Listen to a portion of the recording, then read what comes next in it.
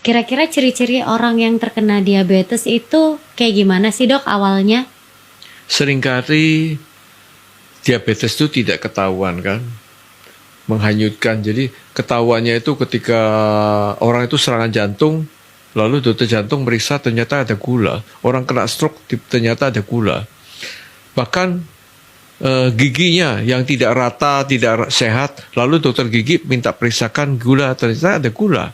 Orang yang gatal-gatal, dokter kulit menemukan ada gula.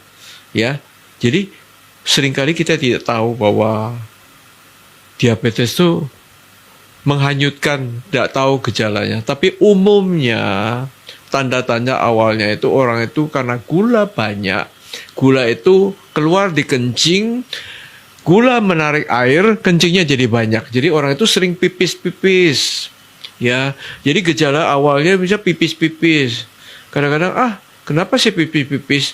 Karena tadi malam minumnya banyak mungkin. Lalu akibat pipis-pipis dia haus, minum banyak. Nah, mulai dia cari minum. Alih-alih dia cari air es biasa, dia cari air soda. Ya, buka botol soda, gulanya semakin tinggi. Dan semakin tinggi apa yang terjadi? Makin banyak pipis, makin banyak haus. Lama-lama komplikasi terjadi, berat badan merosot dan kemudian kena ini, kena itu.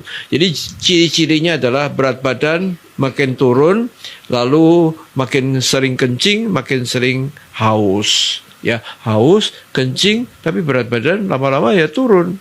Nah itu mulailah curiga, apalagi kalau lifestyle kita amburadul, apalagi kalau keturunan kita, orang tua kita hidup sekeliling kita semua suka makan macam-macam, dan akhirnya ketika kita dapatkan berat badan kita sudah berlebihan, hati-hati, cepat cek darah, cek kencing.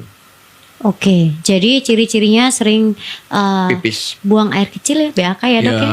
Sering Lalu buang air kecil dan sering minum. berarti harus cepat-cepat langsung cek darah. Cek darah. Semuanya.